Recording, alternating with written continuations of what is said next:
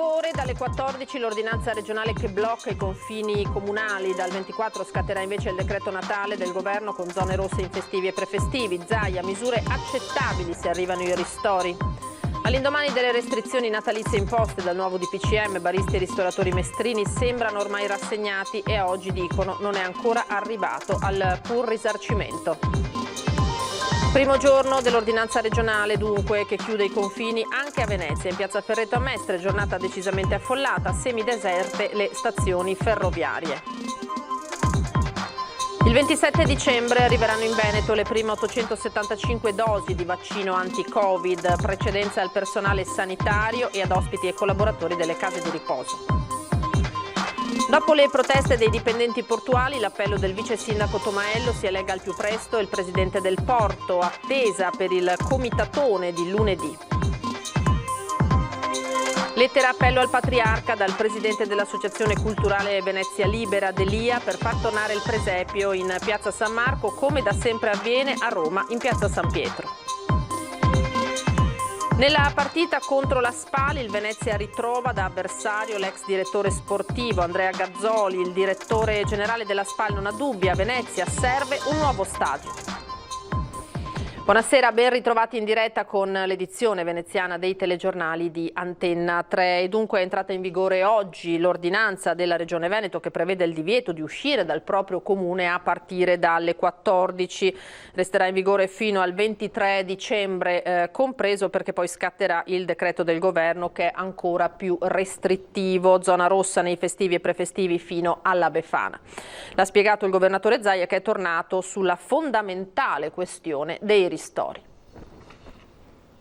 Per noi decade la nostra ordinanza, gli effetti dell'ordinanza decadono il 24 con l'entrata in vigore del provvedimento nazionale, quindi fino al giorno 23 alle ore 24 è valida la nostra ordinanza. Il decreto del governo è gerarchicamente superiore all'ordinanza della regione, quindi la chiusura dei confini comunali dalle 14 disposta dal Veneto resta in vigore fino al 23 dicembre compreso. L'ha chiarito il presidente Zaia nel quotidiano Punto Stampa, tornando anche sul tema fondamentale dei ristori.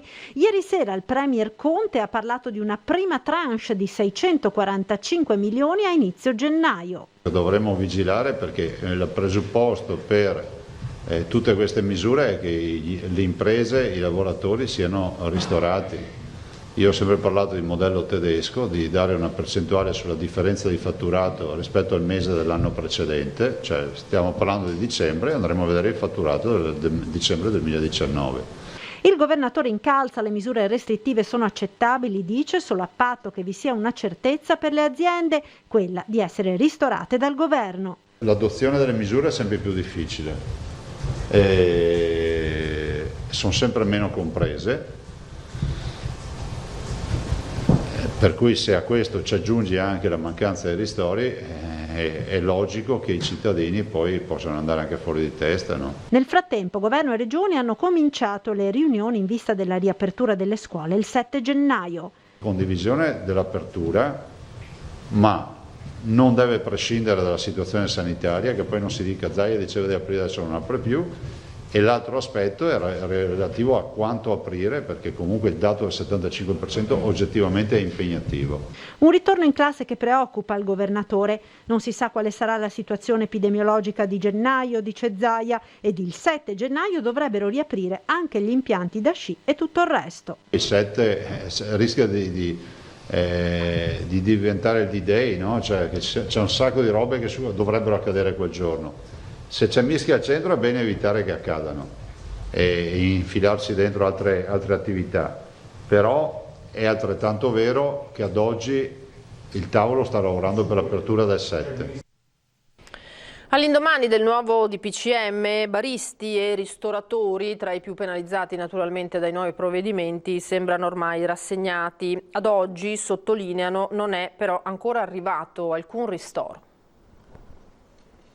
Chiaramente ci mette in difficoltà, non c'è ombra di dubbio, soprattutto in questo periodo. Noi poi abbiamo appena aperto. Ma ormai sembrava imminente tutto ciò, sapevamo già da tempo che era, però d'altronde mali estremi rimedi. Ci creano tanti problemi è sempre più difficile risolverli e quindi si lavora anche malvolentieri. Se finora hanno lottato e sperato, baristi e ristoratori oggi sono rassegnati. In modo provocatorio, il noto ristoratore Ceolin ha affisso fuori dal suo neonato locale in centro a Mestre una decina di cartelli con i divieti degli ultimi mesi. È evidente che l'ultimo tassello che era rimasto era il pranzo di Natale. Ora mi ritrovo a dover anche immaginare di restituire gli acconti di chi aveva prenotato. È un disastro, non è che vi siano molte altre parole da esprimere, tanto più che è l'ultimo tassello di una situazione veramente ormai difficile da reggere. Stiamo parlando dei 15 giorni più importanti di tutto l'anno per la ristorazione, cioè le festività, è come dire, è sempre domenica. Ad oggi molti non hanno ancora ricevuto alcun ristoro. Lei ha ricevuto ristori nel frattempo? No, assolutamente no. No, per il momento ancora no. Finora no. E quindi siamo ancora in attesa di... Sono ancora in attesa del ristoro promesso il 24 di ottobre dal Presidente del Consiglio. Oltre il danno, la beffa, e per Ceolin non resta che salvare il salvabile. La cosa più significativa che farò da oggi fino al 23, che è l'ultimo giorno ammesso di apertura, sarà regalare ai passanti i Pandoro che avevo evidentemente acquistato in abbondanza per tutto il periodo delle festività. C'è però un grande rammarico. Troppe batoste e soprattutto il senso di abbandono, non solo da parte delle istituzioni nella realtà, quindi a cominciare dal governo, ma anche da parte, io direi, della cittadinanza tutta. Insomma, c'è questa sorta di considerazione che questo mestiere, forse è stato vero nel passato, ora non potrebbe, anche volendo esserlo, sia fatto di commercio in nero, eccetera eccetera, ma non è così in realtà, non è più vero. E mentre baristi e ristoratori, li abbiamo sentiti, dovranno chiudere i battenti, è entrata in vigore l'ordinanza regionale che chiude i confini comunali dalle 14. In piazza Ferretto a Mestre mattinata, prima naturalmente di quella scadenza, decisamente affollata. Mentre governo e regione annunciano ulteriori restrizioni con la richiesta, che è sempre la stessa, di non creare assembramenti, questo oggi è il risultato in piazza Ferretto, il primo giorno in cui entra in vigore l'ordinanza del presidente Zaia. Nessuna regola infranta, dal momento che fino alle 14 si può uscire dal proprio comune, ma a giudicare da queste immagini molti sembrano non preoccuparsi dei ripetuti appelli delle ultime settimane di non creare assembramenti, appellandosi soprattutto al buonsenso.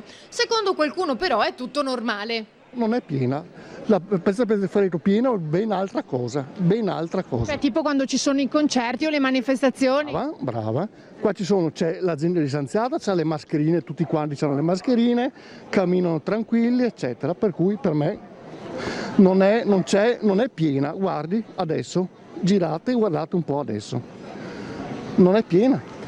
Eppure basta spostarsi di qualche metro con la telecamera e la folla è evidente. Diametralmente opposta la situazione nella stazione di Mestre. Nessuna corsa di cittadini in fuga per raggiungere altre regioni prima dell'entrata in vigore del DPCM. Una stazione semideserta, complice anche il fatto della riduzione di corse e posti. E nel primo giorno dell'ordinanza regionale sono iniziati alle 14 anche i controlli dei carabinieri. Eccoli al confine tra Mestre e Spinea per verificare se gli automobilisti avessero il diritto di circolare. A fine giornata non sono state elevate sanzioni. Il 27 di dicembre arriveranno in Veneto le prime 875 dosi di vaccino anti-Covid. Arriveranno a Padova. Le prime categorie a essere vaccinate saranno quelle sanitarie e gli ospiti delle case di riposo.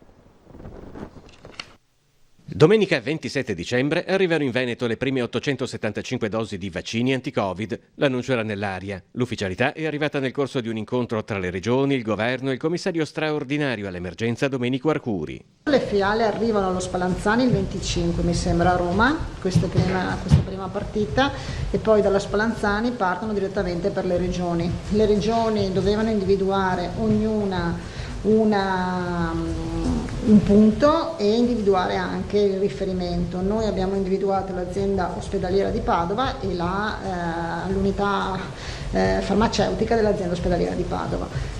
La prima somministrazione del vaccino deve essere seguita da una seconda a 21 giorni di distanza. A breve saranno chiarite anche le tempistiche per i quantitativi di vaccini anti-Covid che dalle prossime settimane arriveranno nei 7 hub scelti dalla Regione. I primi 185.000 vaccinati veneti saranno personale sanitario e ospiti e operatori della RSA. Quindi servizi essenziali, forze dell'ordine e altre categorie protette. Infine, a primavera sarà il turno della popolazione indifferenziata. Da indiscrezioni che noi abbiamo in interlocuzione con il governo e con il commissario Curo si dice che per metà anno, quindi per maggio-giugno insomma, dovremmo arrivare. Queste dovremmo, e quindi condizionale, ma queste sono le indiscrezioni insomma, che dalle riunioni sono emerse. Il vaccino non è obbligatorio ma su base volontaria, tuttavia l'obiettivo è di raggiungere una quota di vaccinati attorno al 70-75%, anche se al momento è difficile fare previsioni su quale sarà l'adesione. Ci sarà, voi sapete, una campagna informativa nazionale che quindi avrà valenza anche a livello nazionale su televisioni, su testate giornalistiche eccetera. Noi comunque stiamo già predisponendo anche una campagna informativa e di sensibilizzazione regionale. Dopo è difficile oggi, penso, per stime. Fin qui la pagina dedicata al Covid, ci fermiamo per qualche secondo, rimanete con noi. Di nuovo in diretta, ritorniamo a parlare del porto di Venezia. Dopo la manifestazione dei lavoratori, oggi lo sciopero. Mentre i portuali continuano con le proteste, il comune si schiera a loro fianco. Governo e regione hanno le idee chiare sui progetti e vogliono andare avanti per far ripartire il porto di Venezia. A Roma non si sa cosa stiano attendendo, stanno attendendo ancora molto, ma insomma dobbiamo arrivare a una soluzione il prima possibile, perché gente che non prende la cassa integrazione da mesi o gente che è a casa da marzo non può più aspettare, ma ha bisogno di lavorare. Lunedì il sindaco Brugnaro porterà la mozione della maggioranza al comitatone, che chiede naturalmente i temi fondamentali del porto, quindi una decisione seria e chiara per quanto riguarda le navi da crociera, la manutenzione dei canali, le concessioni e tutta un'altra serie di temi legati al porto che non si possono più prorogare. Quindi queste sono le richieste del comune, in accordo anche con la regione. Adesso aspettiamo che Roma ci dia un segnale. Sappiamo bene che quando le decisioni sono prese da Roma sono sempre difficili, ecco, però sta diventando imbarazzante, perché ormai è da troppi anni che la situazione va avanti e anche quando passerà, speriamo presto, l'emergenza Covid, se non si trovano soluzioni la crisi resterà per il porto. Tomaello auspica al più presto l'arrivo di un presidente per il porto, il cui nuovo commissario è il provveditore Cinzia Zincone. È che è una persona che ha lavorato bene a Venezia, si è dimostrata anche molto seria, ecco, solamente che è un commissario Porto di Venezia. Per programmare il futuro, per avere certezze, deve avere un presidente. Auspico che sia una persona preparata, competente, con voglia di lavorare, che possa prendersi a cuore i tanti lavoratori che sono a casa e le tante persone che hanno voglia di investire e di credere ancora a Venezia. Io spero, l'auspicio finale è che comunque dal governo arrivi un segnale, da noi c'è la massima disponibilità.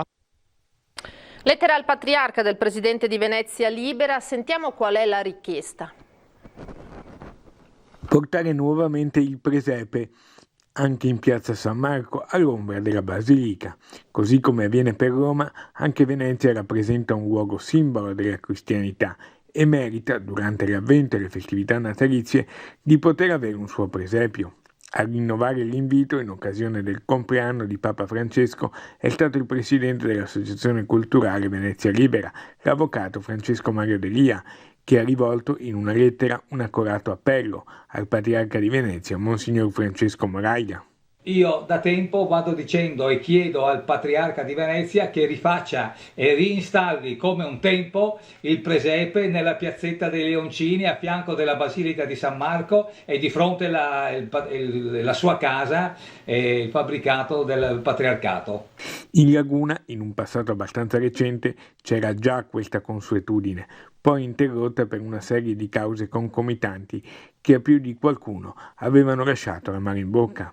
Ripristinarla quest'anno, proprio in un momento buio e di pandemia, di difficoltà per molte famiglie, potrebbe avere un forte valore anche simbolico, di speranza, luce e calore, in una Venezia semideserta e senza turisti, un segno di comunità per i residenti. Un gruppo di cittadini è anche pronto a collaborare per l'allestimento. L'appello è lanciato. Ora parliamo di calcio perché Gazzoli, ex direttore sportivo del Venezia, è tornato al Penzo da avversario. Nella partita contro la Spal il Venezia ritrova da avversario Andrea Gazzoli, attuale direttore generale della società ferrarese, ma dal 2012 al 2014 direttore sportivo arancione-verde. Torno volentieri a Venezia, saluto anche i tifosi, perché comunque ho passato due anni belli, ricchi per la mia carriera. La prima volta che mi spostavo dal territorio dove ero nato e cresciuto anche professionalmente, quindi torno volentieri. È la prima volta che torno, tra l'altro, Lorenzo, e al di là del briciolo di emozione torno volentieri. Affrontiamo una squadra forte che sta facendo un grande campionato. Fu proprio Gazzoli, come dirigente, uno dei principali artefici della promozione dell'Unione Venezia, riportata nella gestione russa presieduta da Yuri Korabin in prima divisione, poi tornata a chiamarsi Serie C. Siamo una delle squadre più importanti, diciamo, di questo campionato. Mi chiedi anche di qualche aneddoto di Venezia. No, più che aneddoto, diciamo, l'episodio principale poi alla fine è stata la famosa finale col Monza, perché è stata una partita incredibile che si è risolta negli ultimi 4-5 minuti in un caldissimo pomeriggio di giugno, quindi più che un aneddoto è un episodio che nel calcio succede, quindi ampiamente imprevedibile, però insomma ci ha portato una bella soddisfazione, forse una delle più belle anche della mia carriera. Ci fermiamo qui, grazie per averci seguito. Ora c'è l'edizione di Treviso, vi lascio alle previsioni del tempo per domani. Arrivederci.